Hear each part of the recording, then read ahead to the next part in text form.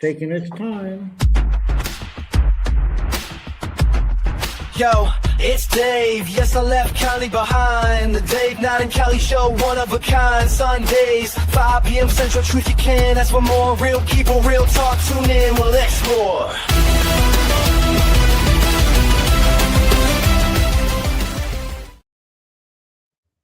You know, the whole thing where it starts out as like says real people, you know, that sounds pretty, you know, like, well, it's real people. But no, I mean, we're not there. AI. that's making a statement nowadays. You're being edgy by using a real person. Yeah, real people. real people. For real. Well, you never know. Yeah, you never know nowadays.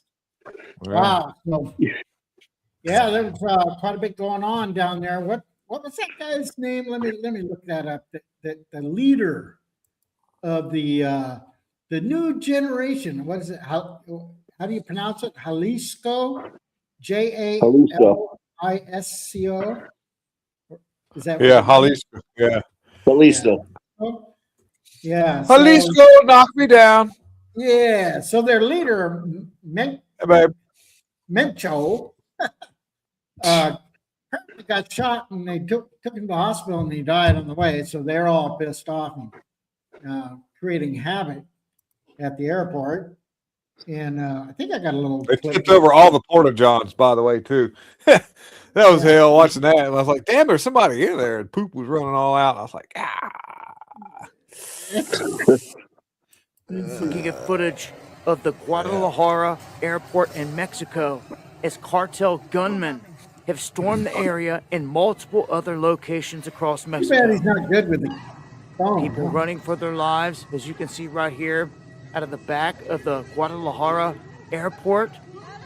This is all in connection to the capture or killing of Mencho.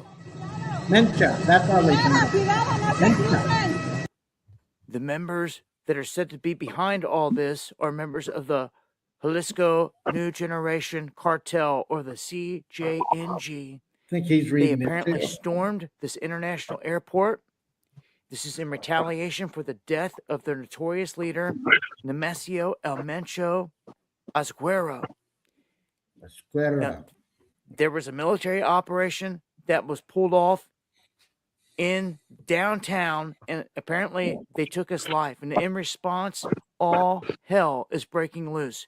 People, and it goes on. He just goes on and on. It gets really kind of gets a little boring after that. But so they say that they saw some of our troops down there, and some of our troops have been working with the local government down there for at least a month now.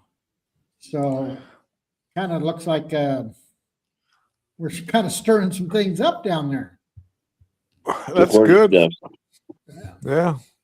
Well, I'm thinking. Well, I'm glad that at least the government down there is starting to take a proactive approach to the cartel. But I was looking this guy up, and I found out that he was, he got arrested up in San Francisco, spent for drug related crimes. He got 3 years in prison up here, and then after the 3 years, he got released, got in trouble, and got deported. And then he went down to Mexico, where he obviously got deported to, and he became a police officer. Oh wow! Like really?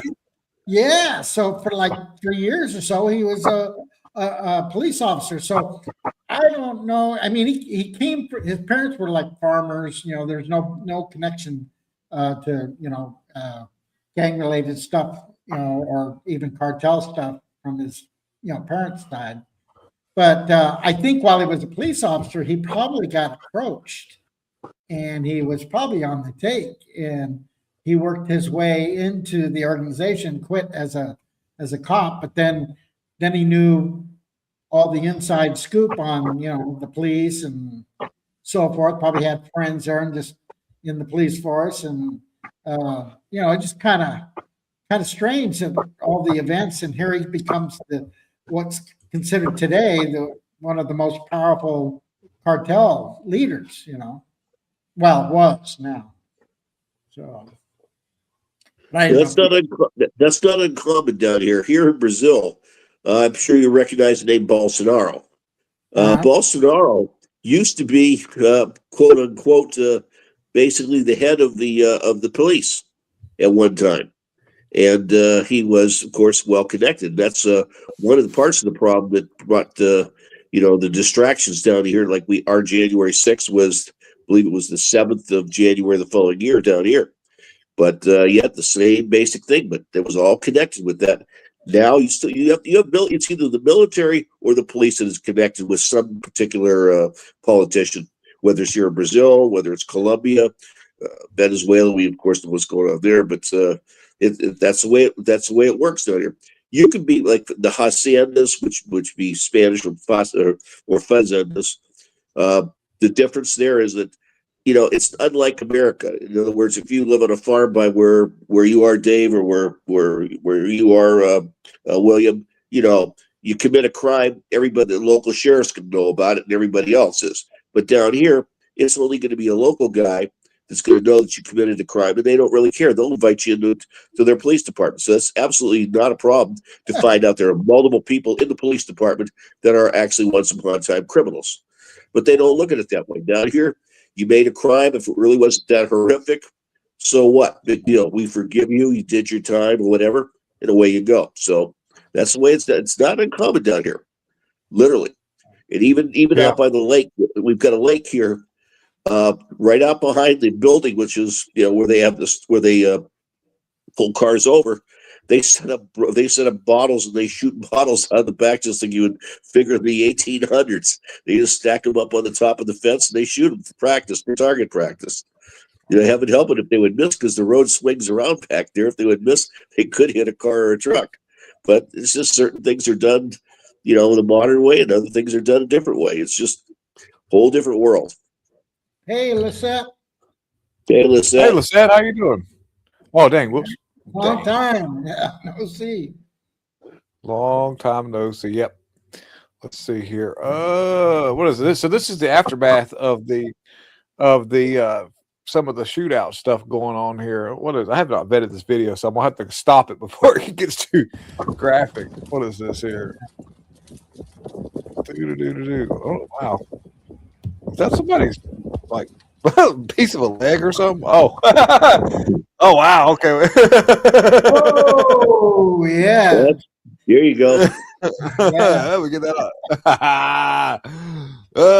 You know what's funny? It's something. It really it doesn't bother me when that gang members have it out with each other. It's kind of like the universe sort of balancing itself out. Is that wrong for me to be so cold-blooded?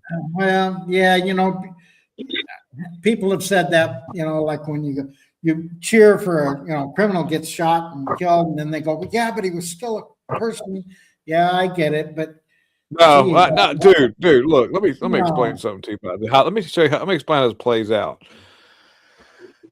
So that dude that was in North Carolina that went down to Florida with shotguns and gas cans to go do harm to a bunch of people in Mar-a-Lago, right? You got people up, and this is right in my area. I mean, it's in the same county that I live at that this dude came from, right? Yeah.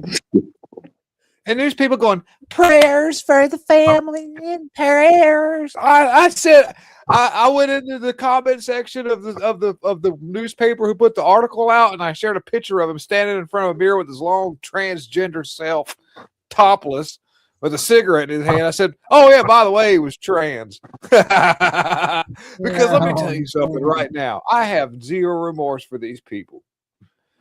And I hate to be that way, but I don't hate to be that way, because let me explain something to all of you and anybody in the comments section. You don't, but I understand it. I guess. No, I don't. I look, they want the same for me. They want me gone. I haven't done anything wrong except for try to sustain your life and everybody else's by producing a message that has sustainability for the future of everybody. They want to destroy everything. So they're in the wrong and I'm not.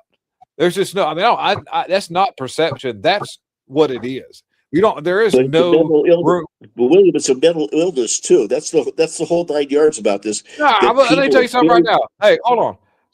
I have been around mental illness all my life. I have seen it. we I can have. tell. No. Yeah. Well, look, all I know is I know the mental health field, how this all works. Very well versed on everything, and 90% of mental illness is their own fault. That's just no doubt about it. That might sound cruel, but 90% of the people who are mentally ill is because of their own self. It's like a person while like stepping in, like you remember that movie, The Jerk, whenever the dude's dad that was adopted says, "Hey, this right here is horse shit, and this is Shiloh," and he just laughs and walks right into the horse shit. You know, I'm like, this is your fault. You're the one who bought into this stuff. Many, many times people said, "Hey, try to do a little better," and you go, "I can't. It's all I need." And so they manifest their own mental illness to the point that they get to this place. And whether or not the parents probably had something to do with this as well, with the assassination attempt to whoever in Mar-a-Lago. But this also goes to all the stuff that's going on in Mexico. This is all their fault. They did this. And there's been many opportunities for them to look at themselves in the mirror and say, I could do something different, but I choose this lifestyle. So no, I have no remorse for those people. They had it coming, and the world is now a safer place. So I don't care what anybody thinks by me saying that. But more people need to feel that way, because the more people who placate to their mental illness and handle this stuff. Yeah, thank you, Lisette. Yeah, the more people that placate to their mental illness or their lifestyles because of such and such, you're pretty much buying into this equity thing that's only there to manifest to more negativity. As soon as they realize that nobody gives a shit about them and it's all them, you're going to see people that go, I better do better, because obviously I'm going to have some. You'll see people that will do better. They will pick themselves up by their. Yeah, because they're looking at it completely backwards. Rather, they don't want to change themselves, so they want to change everybody around them to accept them or whatever their weirdness is, or whatever they're doing, or whatever, Or they just get off on the fact that they love when people try to help them, and then they turn it away because it gives them some sort of empowerment. So you know what? The hell with you. You just go on and cut off your genitalia. Take your medicine for your depression to where it makes you complete nut jobs. Do your ganging, and you're shooting at each other, and all you're saying, just go ahead, just do it. I'll sit back and watch and see how this turns out. I'll just have at it, guys. So that's how I feel. It's there's no dealing with these people to begin with, because a lot of them, I would tend to say most of them, are looking for the attention. They're either they're either really extremely fat. I'm not just talking about fat. I'm talking about obese. I mean obese. And they've gotten to a point where, okay, how can I make myself look more freakish? Let's put like 5 things in my lips here, and let me put 10 in my nose. Let me shave my head on one side bald, and the other side, let's make it colors of the rainbow. In other words, they're trying to make themselves look as freakish as possible to gain attention. And there are other people out there go like, hey, he looks just like me, or she, or we, they, or whatever. Yeah. They invent all this crap. And they go home at night, they go home feeling better. I tend to think that they go home feeling better because say, like, geez, that cat I just saw today, he was really worse looking than me.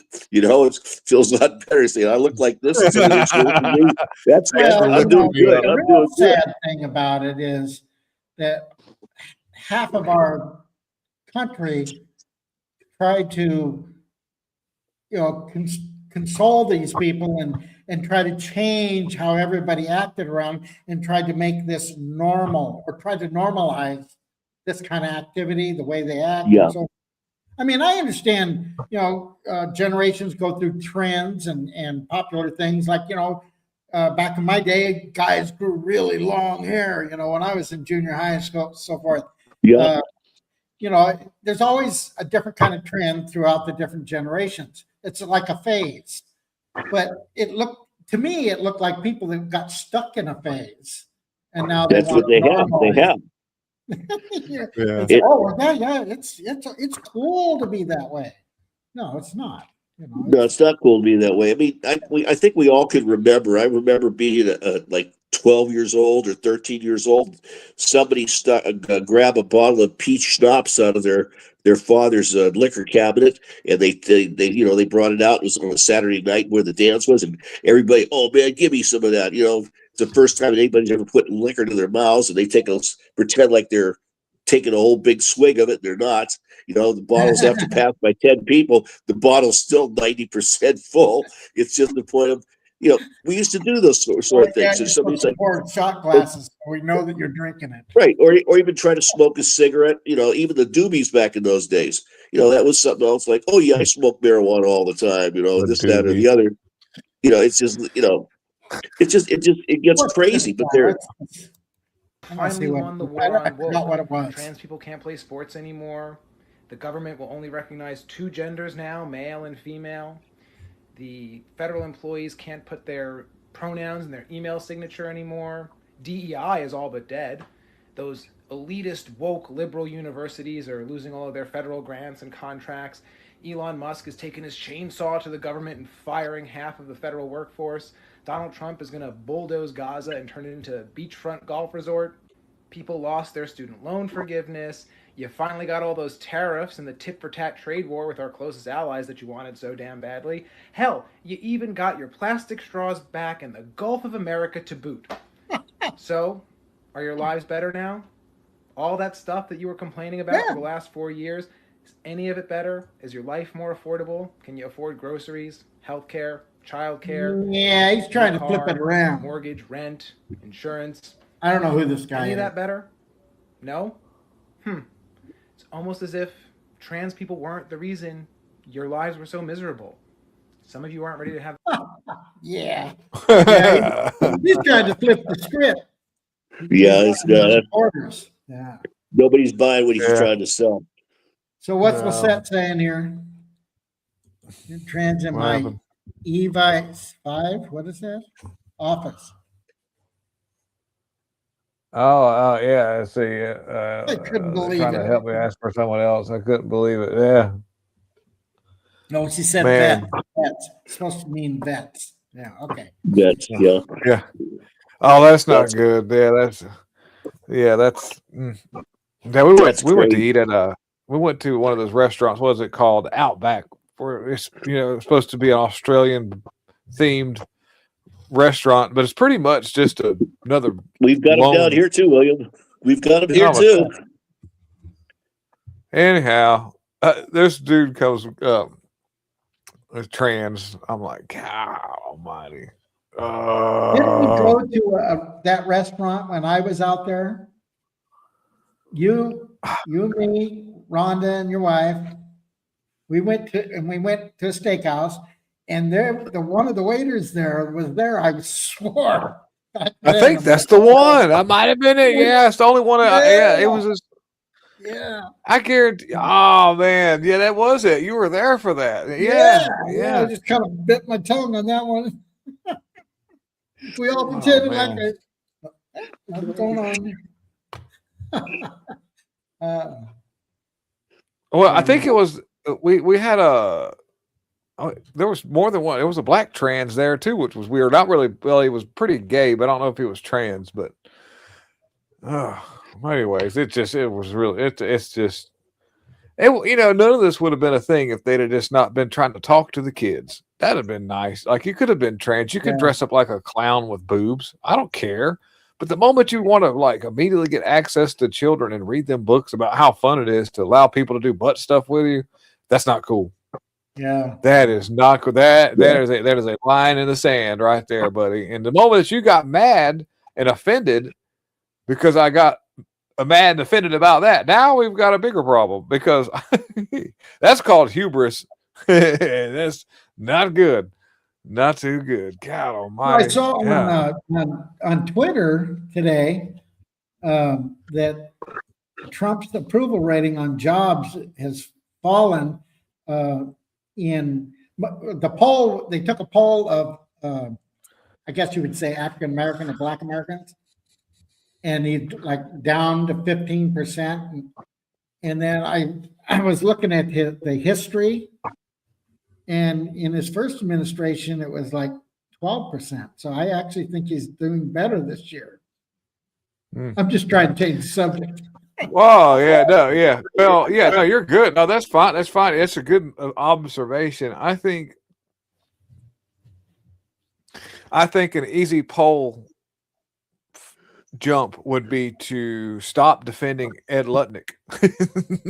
At any moment, you could say, "I fired Ed Lutnick." Everybody, like, "Whoa, yeah, yeah." Well, that's the other thing came up. They were talking about the unemployment numbers and so forth, and that they're not really as good as they're saying because he fired so many federal people that it actually jacked the numbers up against it. It sent the unemployment actually up. But if you take non-government workers, then it's way down. So there was a big sector that added to the You got to keep in mind too that a lot of the illegals that were sent back shipping or left their jobs and what have you, those really shouldn't count either. But somehow or another, that's still in the equation. Yeah, that's true. That's true. So, what do you got down there? Oh, what's that? You got? I see you got something.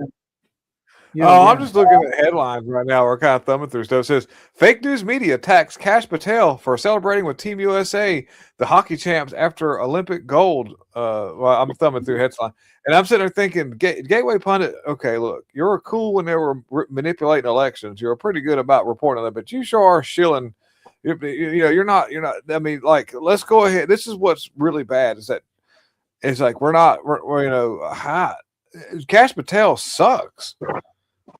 He sucks. Pam Body, they defend Pam Body, defend Kash Patel. I'm like, dude, these people suck. you need, as Gateway pundit, to report on the realistic life. I mean, this is what probably could be helping to cloud Trump's judgment because he doesn't. I don't know how much he pays attention to alternative conservative media, but you've got these stupid shills out there like, yeah, Kash Patel. Oh, I'm like, he covered up everything related to trying to figure out who.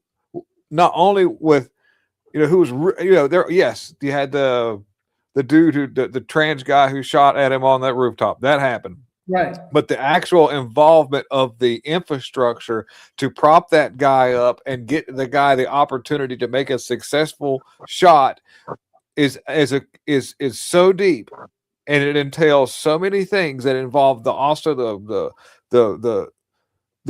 riots or protests.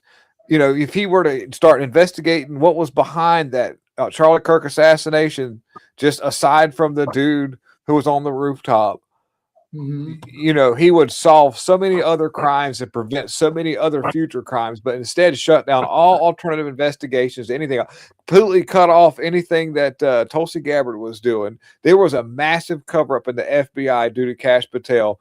And then he completely, absolutely, 100% told the biggest lies about what was really going on with Epstein stuff.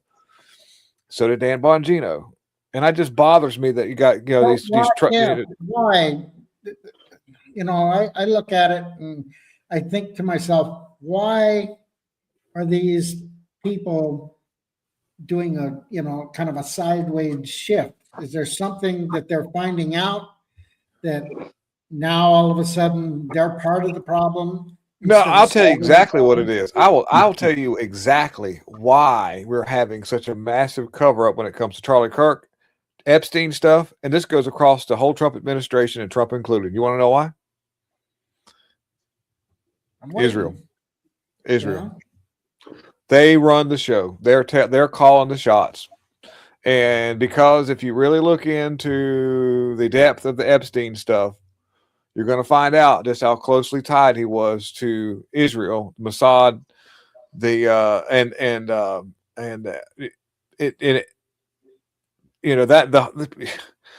nothing against the Jewish people because they're great people, but just like that lady who just got recently fired or taken off of the religious board that they had because she spoke out because it's the Israel religion, Jewish religion, to believe a certain thing about Christianity, God, and the difference into how we have a belief that our secular, that our our ascension is not on this earth, and they think it happens here. And so there's a whole difference in this whole thing works. And she was just pretty much asking a question and laying out the facts of how the Catholic religion works versus the Jewish religion. And she got fired. She got taken off of that board. But that's a whole nother ball game altogether. But when you find out just how the modern day Israel was put together through the organized crime back in the 20s, you need to look. Everybody needs to learn that. I'm not attacking Jewish people because they're innocent. They're just kind of caught in the middle of all this stuff. And then what ended up happening was these really, really terrible government of that have hid the Talmud, which basically is what is like, if you want to look at how Muslim religion came to be, it's based off the Talmud stuff. But that's a whole nother video altogether. But when you find out just exactly how much is really going on with the modern day Israel and the crime syndicate that operates the United States, and why the United States bows and bends the knee, that's what is really going on. That's Muslims are dangerous to America, and so are modern day Israel government people. You put those two. By the way, they, in my opinion, facilitate the Muslim movement in the United States, because if I was smart and I wanted to destroy a country, I wouldn't do it myself because I'd get blamed for it. So I would convince all these politicians to bring in Muslims who hate Jewish people. By the way, but basically they'll tear everything down and completely annihilate culture. Then you just displace those people that are already mad at Jewish people anyway. So it wouldn't matter if they had to do that. So that's just my opinion. But it seems like to be the case because with AIPAC, if they hated Muslims so bad, they would just AIPAC politicians to get rid of Ilhan Omar and all those people and everything, but they don't. They bring more of them in because they understand they'll destroy this country for the sake of Israel, because that's what they want. I know it's kind of a little bit of a far stretch, but that's the reality. Do what you want with your life, just don't mess with the children. Exactly. Well, yeah, that's probably, I don't know when that comment was, but there's a lot of people who would get offended at what I just said, but that's reality.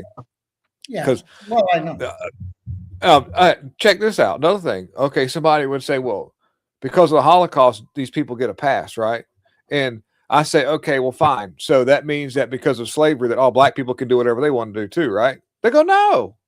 Well, that's the same thing. You're going to use a tragedy that happened a long time ago that 90% of the people aren't even, 100% of the people aren't even alive anymore, and then they're going to ride on the coattails of a Holocaust, even though it was really, really bad, not taken away from it. But at some point in time, humanity has to move on, otherwise you never progress. But you use that Holocaust to have all this hatred towards another group of people, or basically gives you a red carpet for you to just do whatever you want to do, say whatever you want to say, censor whoever you want to censor, just for the sake of your own heritage because of the Holocaust.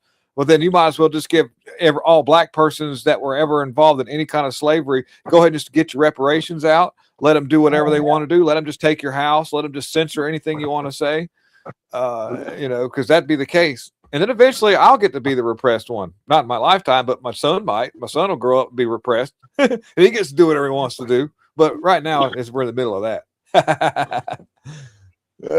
Anyways, that's my rant. Yeah, that's true. That's my rant. Well, and the thing about, because we're talking, blacks right now, we're on that subject. So many of them are Democrats. I mean, probably overwhelming Democrats. Yet they ignore history, and I kind of like showing these videos on Facebook. Friends on the other side of color. Like Republican president Lincoln wanted to free the slaves.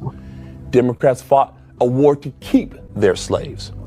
Republican President Abraham Lincoln issued the Emancipation Proclamation, freeing all slaves in America. Democrat slave owners were furious. Lincoln made equality for all black people part of the official Republican Party platform. Republicans wrote and passed the 13th Amendment, ending slavery forever in the United States. Most Democrats voted against it. Republicans wrote and passed the 14th Amendment and granted citizenship and equal protection under the law to former slaves. No Democrats voted for it. Republicans wrote and passed the 15th Amendment, allowing Black Americans the right to vote. No Democrats voted for it. The first Black senator was a Republican. The first Black member of the U.S. House of Representatives, a Republican and former slave. In fact, the first 23 African American members of Congress were all Republican. While Republicans were electing Black people to Congress, the Democrats were founding the KKK. The KKK was founded in opposition to the Republican Party.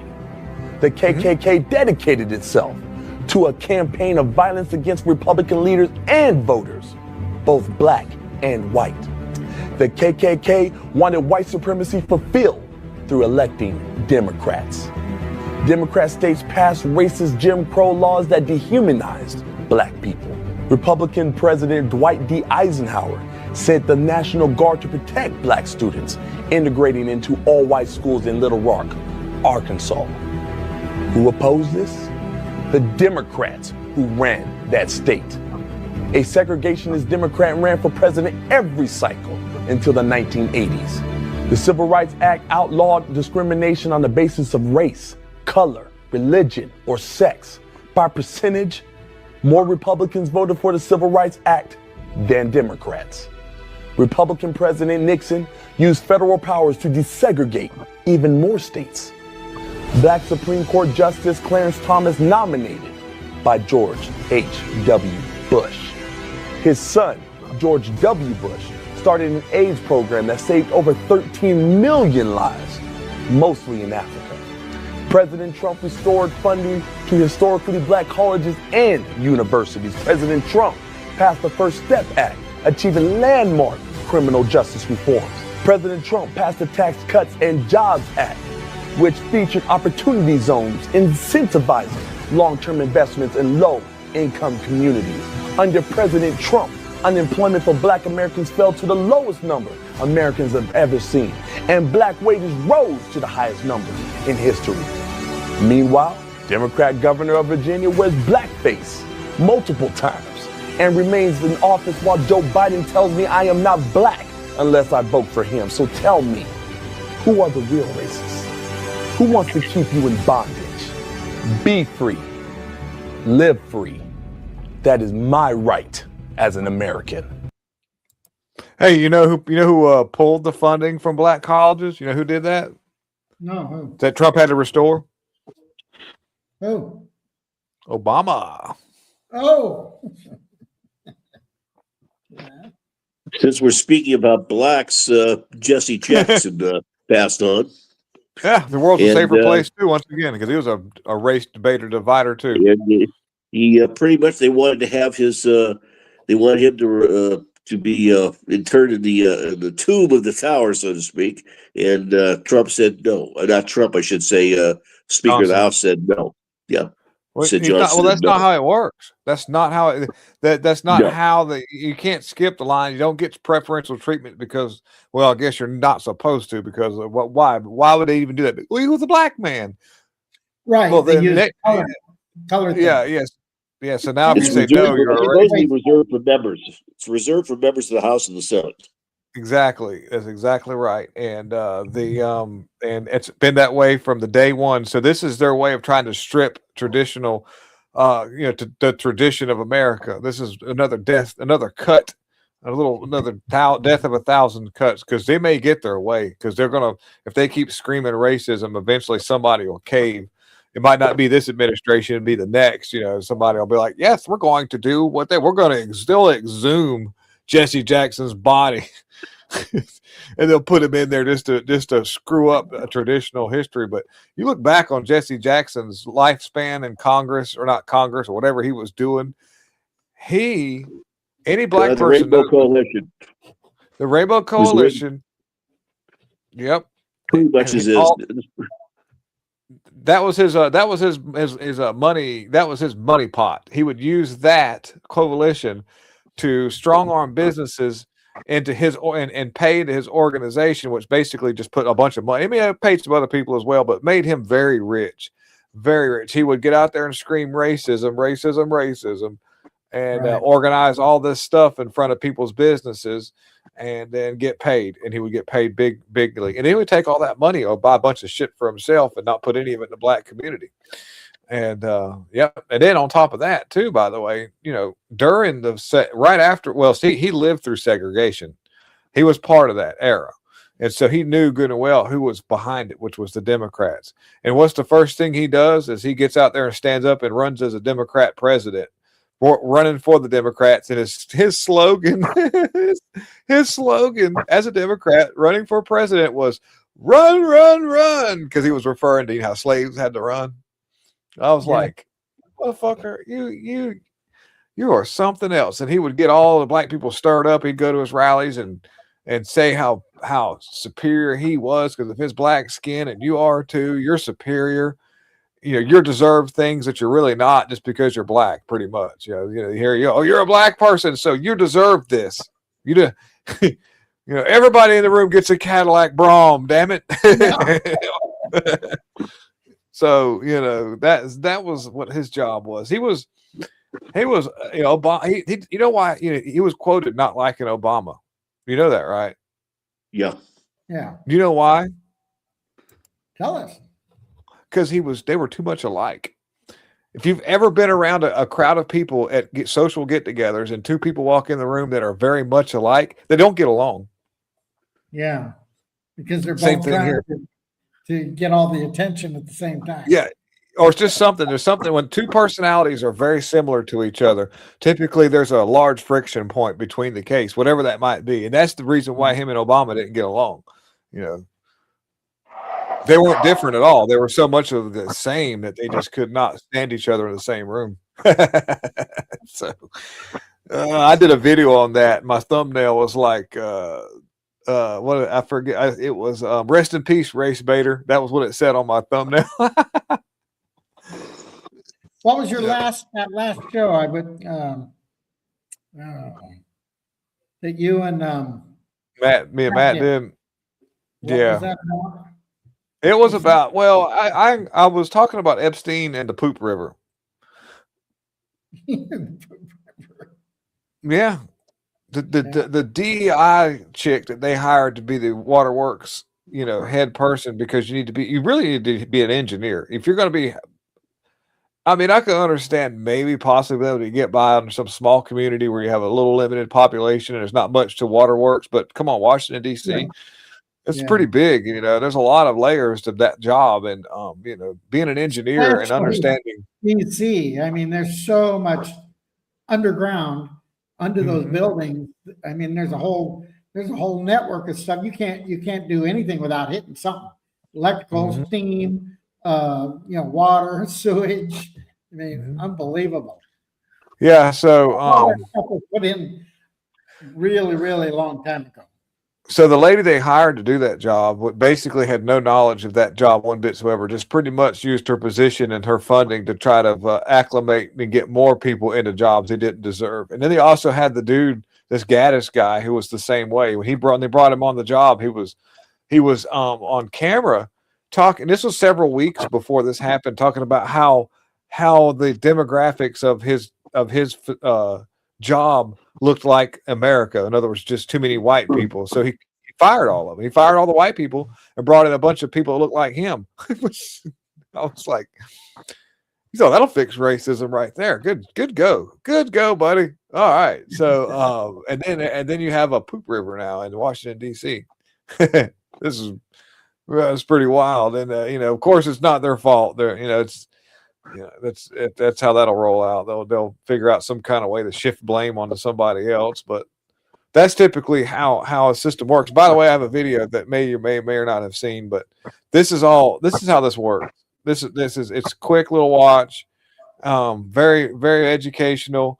But what I just, you know, what I said was one of the very short list of things necessary for a color revolution and an overthrow of a government. The Bezmenov psyop is a way to overthrow society without firing a bullet, and it comes in 4 stages.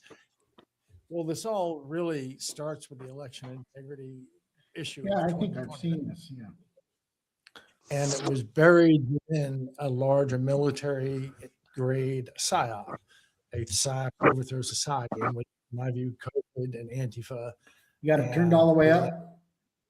culture. That I was think a so. well-organized Bezmenov Not very psyop loud. of society. But the key pivotal moment was that stolen election.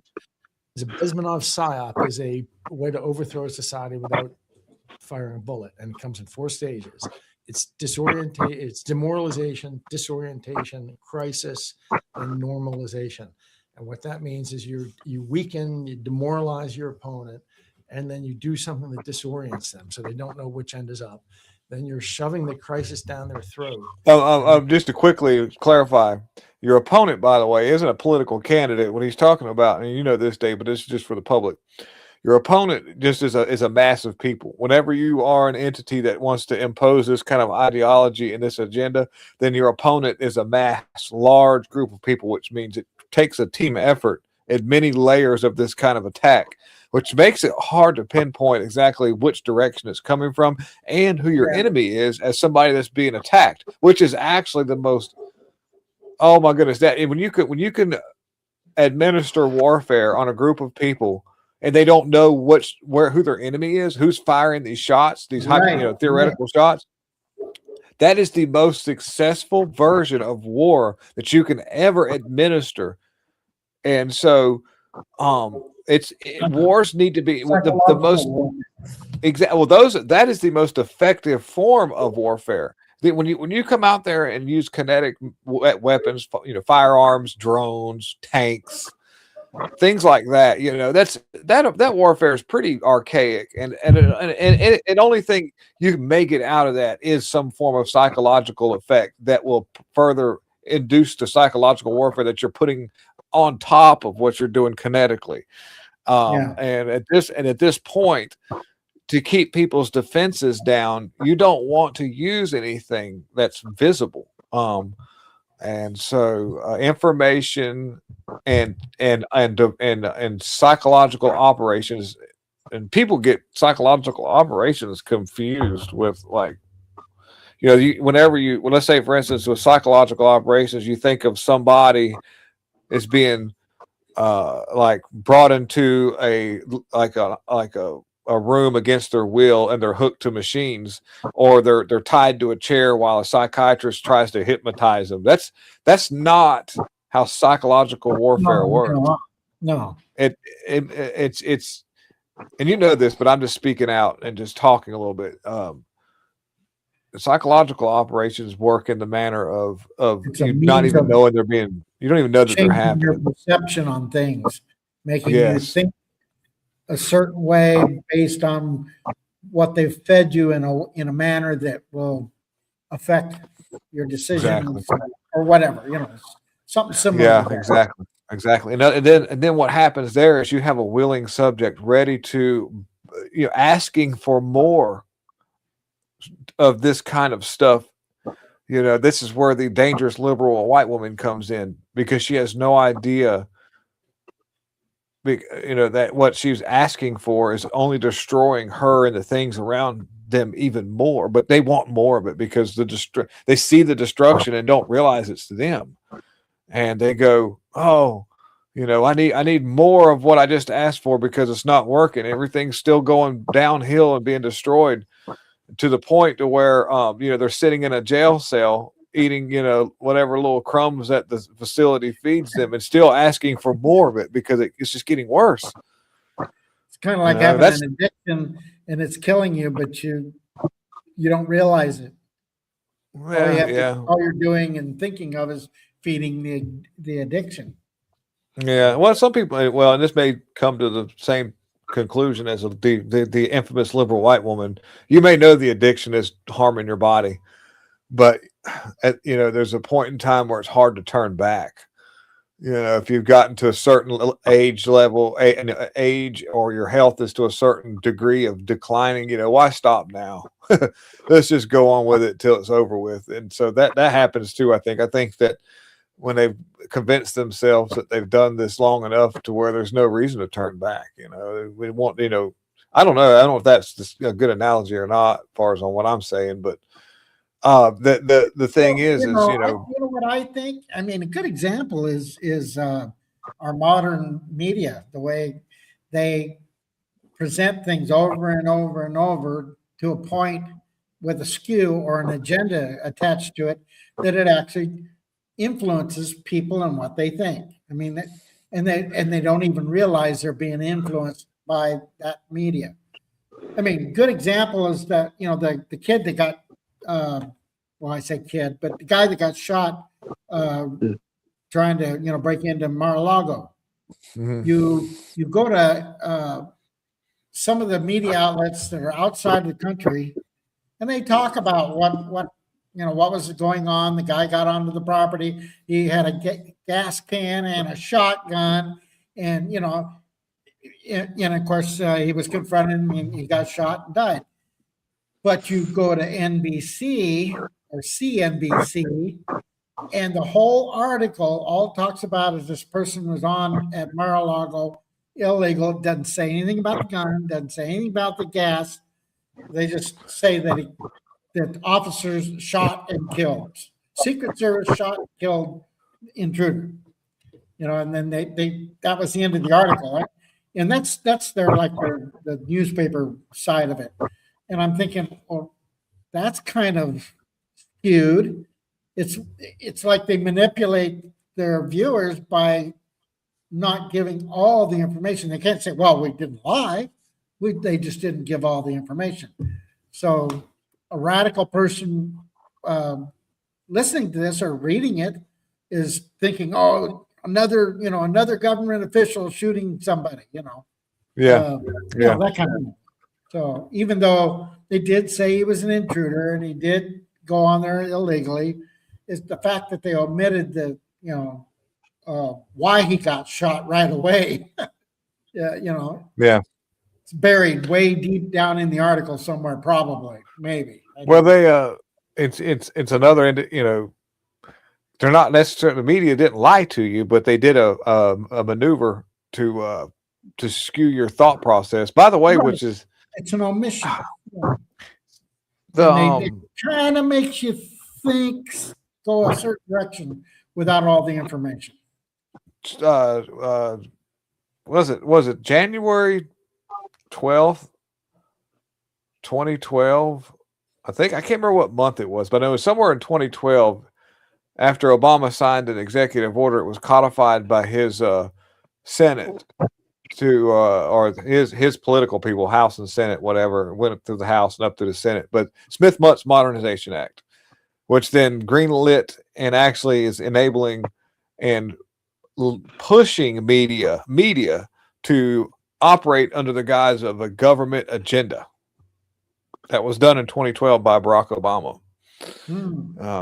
He signed it into law after it was codified. After his executive order was codified, he signed it into law, and that enabled media to they knew what their job was at this point. They've been doing it for years before that. They've been working for a government agenda for years, but they needed a green light, pretty much say, hey, you're good, do what you got to do.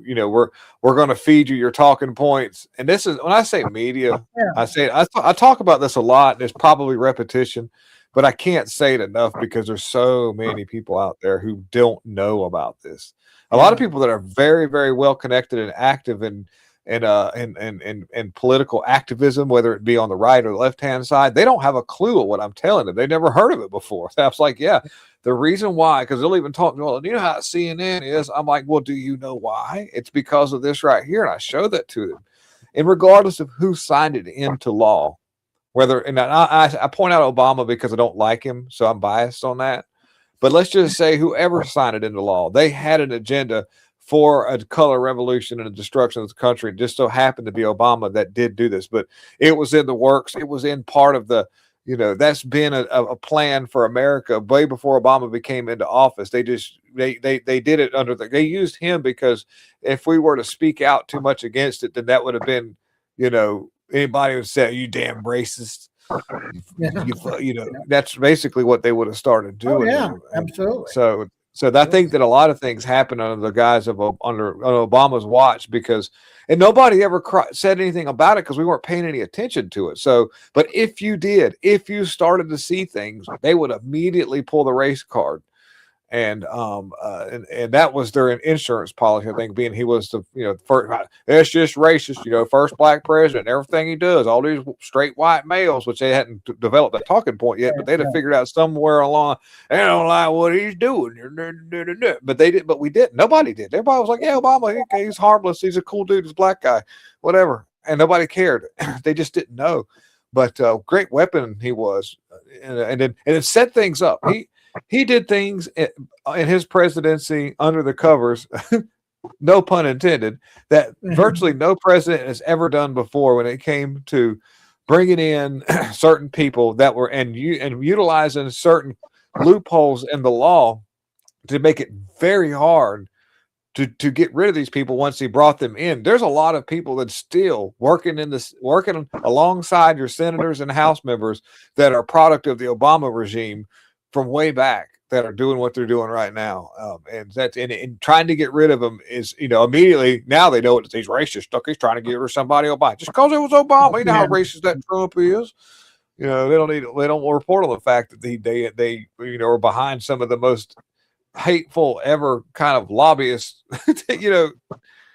and that's what are my efforts futile? Because meanwhile, while I fuss about all the weird things going on in Congress, Howard Lutnick has not been fired, Pam Bondi's not been fired, Kash Patel's not been fired. That kind of stuff is really and to me, I feel like this is, by the way, speaking on Patrick Byrne. I don't mean to overtalk everybody, but I have a lot to say. I'm sorry. Okay, it's interesting.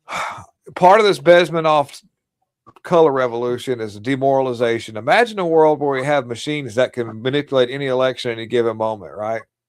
So, and Nick Flewitt has brought this to my attention, and I kind of already had an idea, but he boxed it up real nice. So I'm going to do my best to paraphrase it.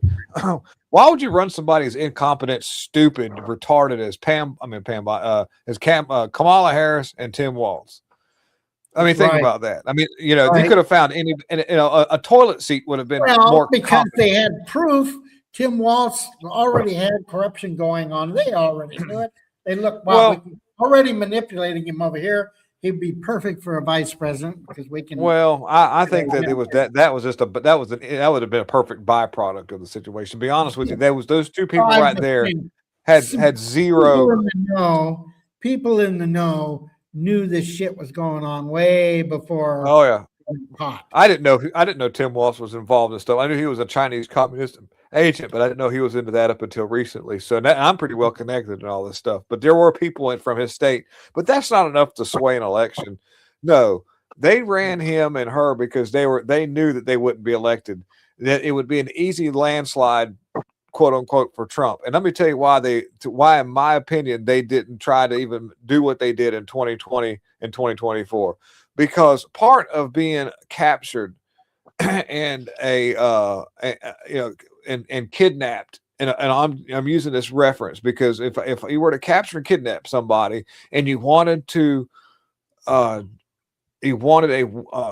get something out of that person, whether it be some kind of mind control, MK Ultra person or whatever, you would put them in very stressful situations, very dire situations in this captivity.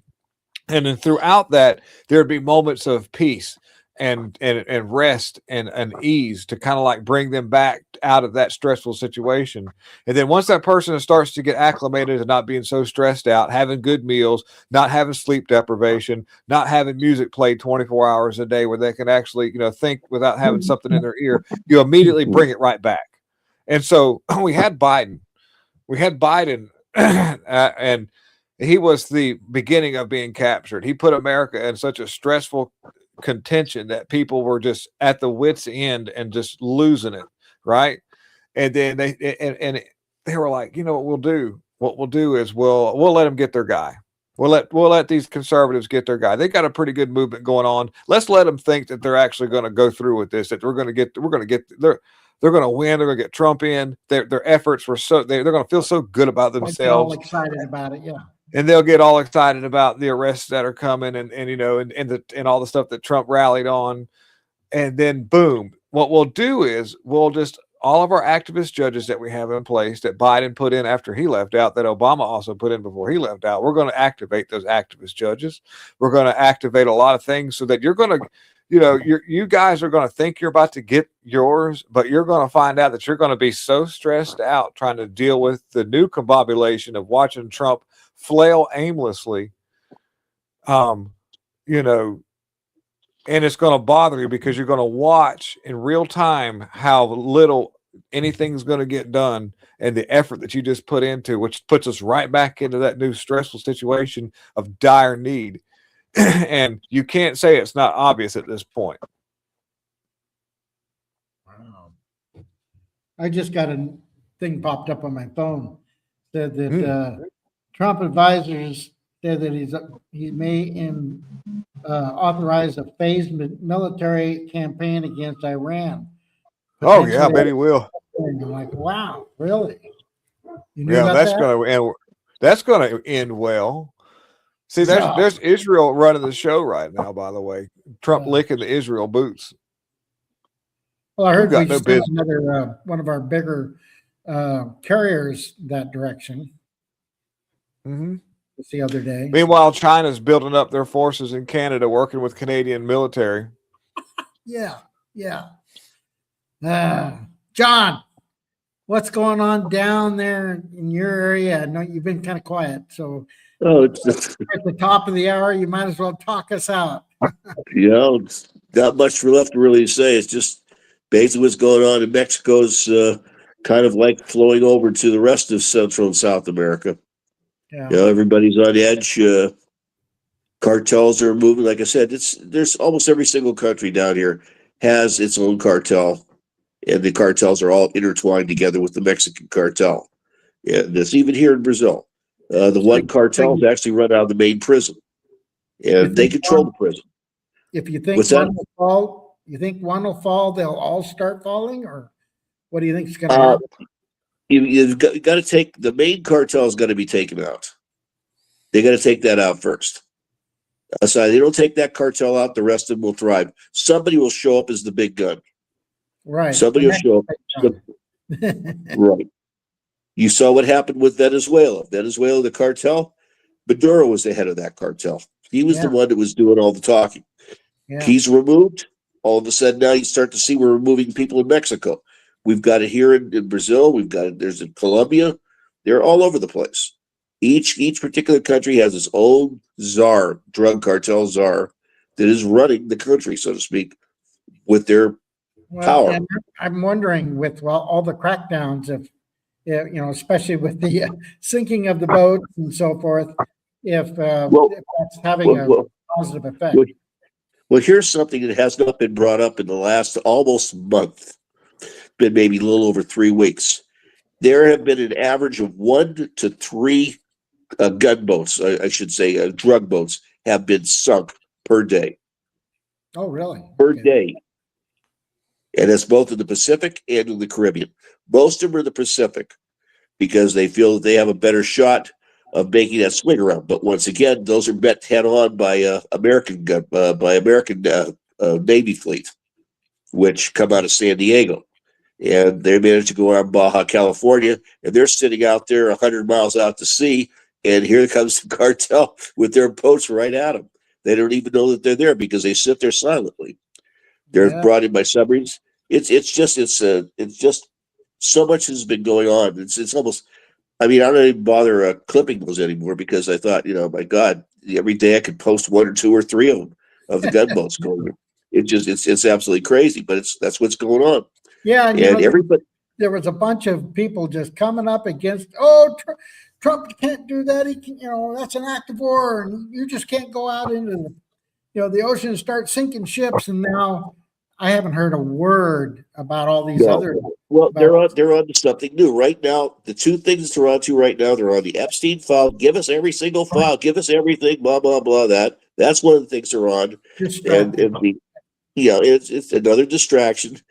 And if it's not, it has to do with Epstein. They're going to be talking about the tariffs. The tariffs is now something, but of course, we've already seen what has happened already. They've I don't know if you guys have checked this out, but what Trump has done is exactly legal.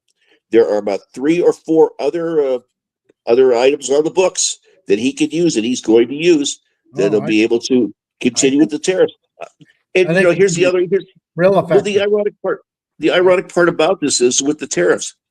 If they are so illegal, then why the hell did all these countries sign them?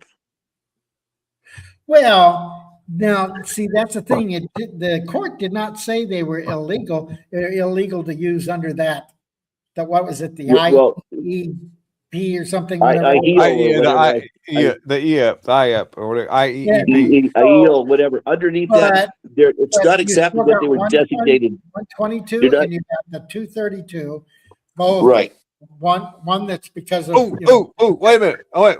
Right. For do you know who brought the case against the Trump to the Supreme Court? You know who did that? do the actual what? Schubert. No. What caused the whole barrel roll effect of it going to the Supreme Court and these tariffs getting shot down? Do you know who did that? It was a guy named something Waldenberg. And I did some research. I forget his first name, but I know Waldenberg because I asked Groke. I was like, that sounds really interesting, the way that name is worded.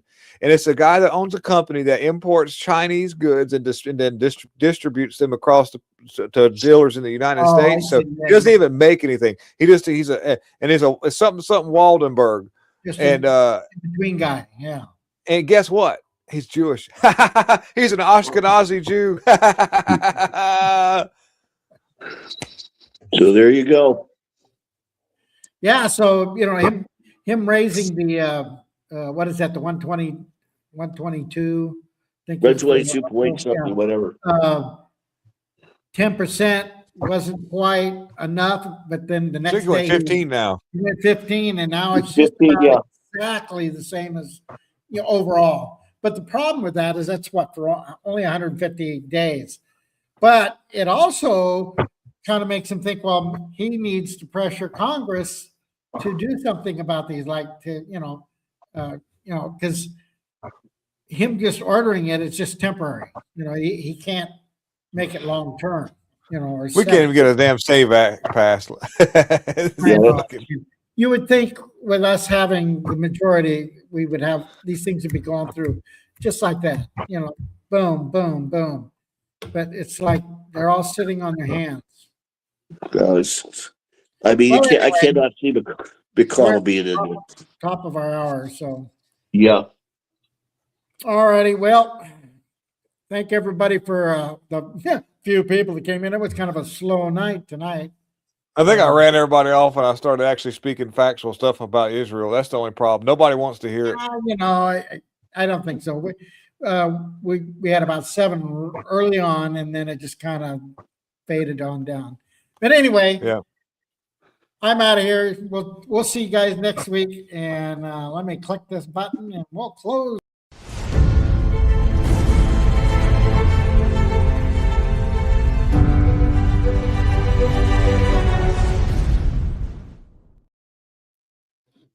I'm back.